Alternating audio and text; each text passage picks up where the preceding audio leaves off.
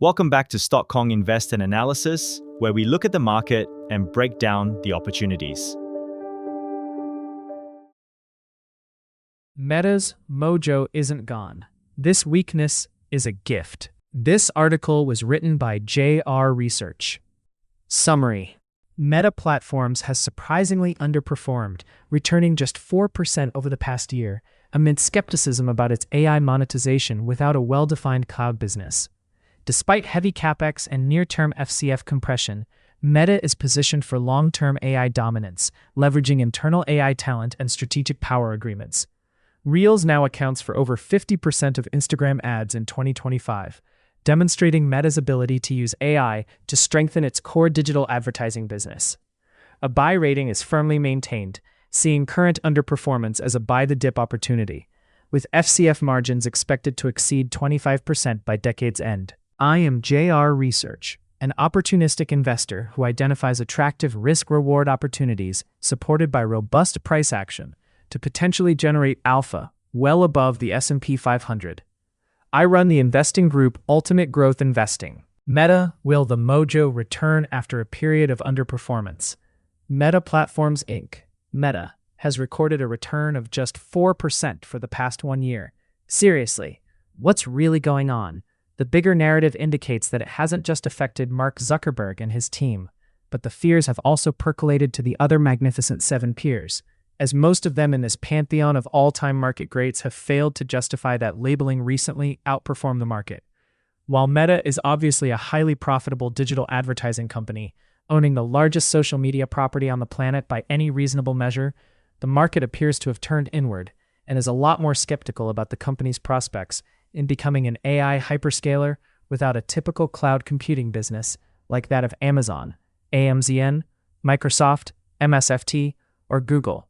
Plus, it does seem like the market has gotten more cagey about companies throwing cash into the AI money pit right now, when ROI calculations are far from certain.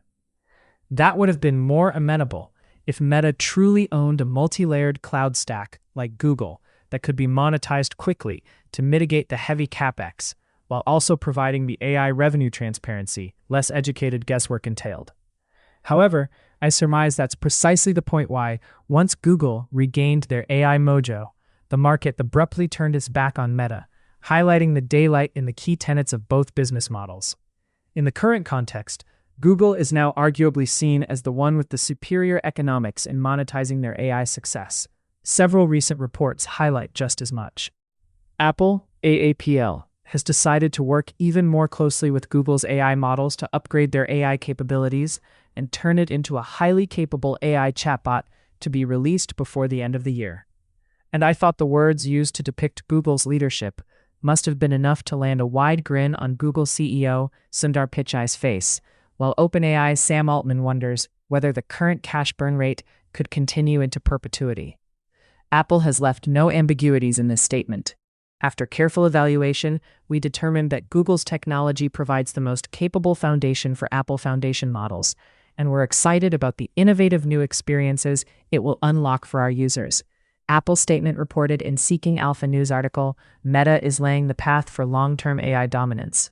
What about Meta?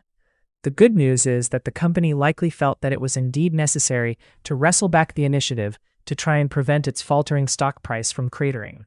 A timely and worthy piece highlights Meta's superintelligence team has delivered its first high-profile AI models internally this month, a noteworthy contribution, since Zuckerberg went on a well-publicized recruitment spree as he scooped up the best and brightest from his arch-rivals to staff his most prized team that closes very closely with him.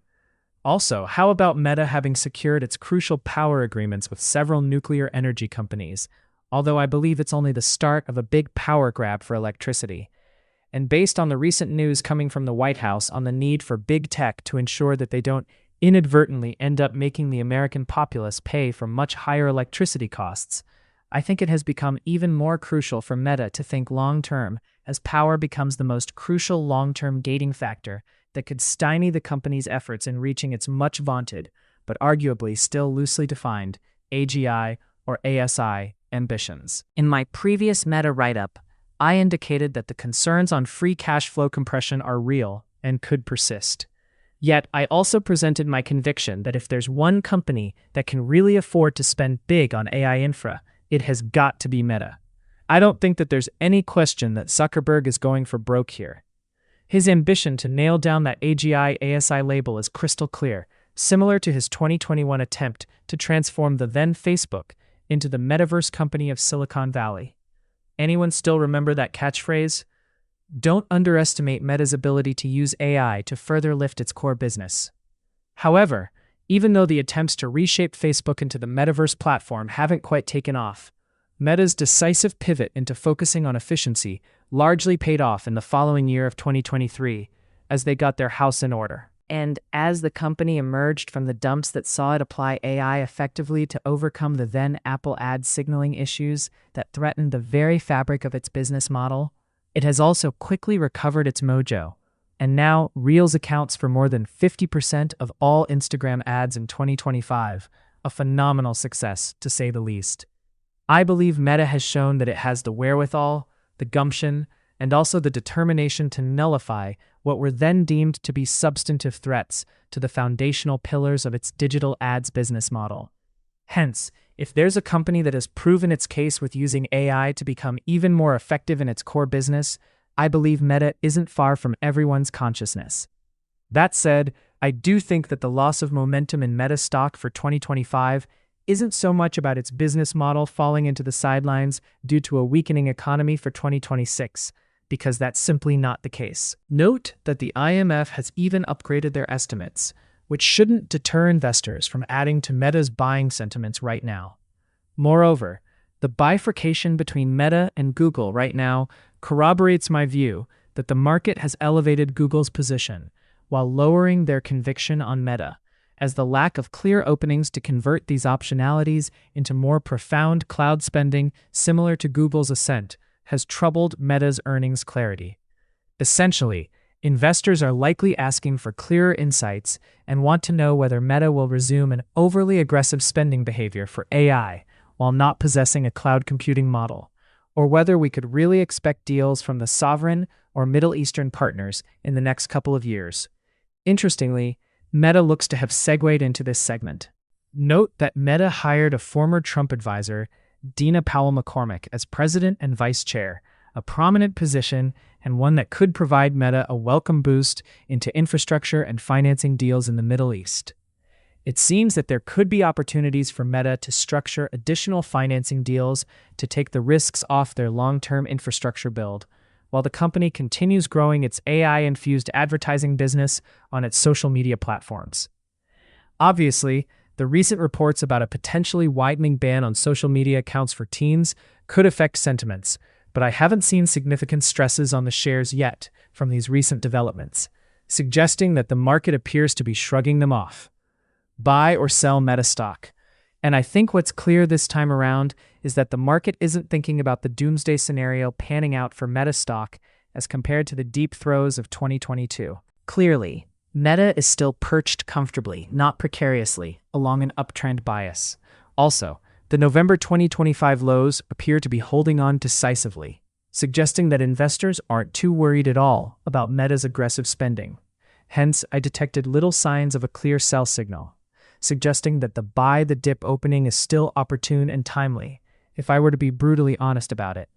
And I think what's crucial to consider is that Meta's spending on CapEx for 2026 will likely crimp its near-term FCF margins. I guess that's probably why the stock has clearly underperformed for a while, as the market allows more time for management to validate its spending profile and earnings accretion. Note that FCF is expected to inflect from a low of just under 11% for FY 2026 to greater than 25% by the end of the decade. Hence, while I could empathize with the more cautious investors about the scale of Meta's heavy CapEx and AI infra in the near term, I also think that they could have overstated the company's ability to monetize them and infuse them to benefit their core ad business over time. Wall Street estimates, while pointing to strong CapEx outlay in the next few years, indicate that Meta can still monetize its AI spending effectively based on its core business. Hence, margins are expected to progressively improve through the rest of the decade. In that case, I don't think it should be too long before the market starts getting the ball rolling again to help the stock regain its advantage. Hey viewers, like and subscribe to our channel. We'll keep bringing you more insightful stock analysis. It's going to be wild.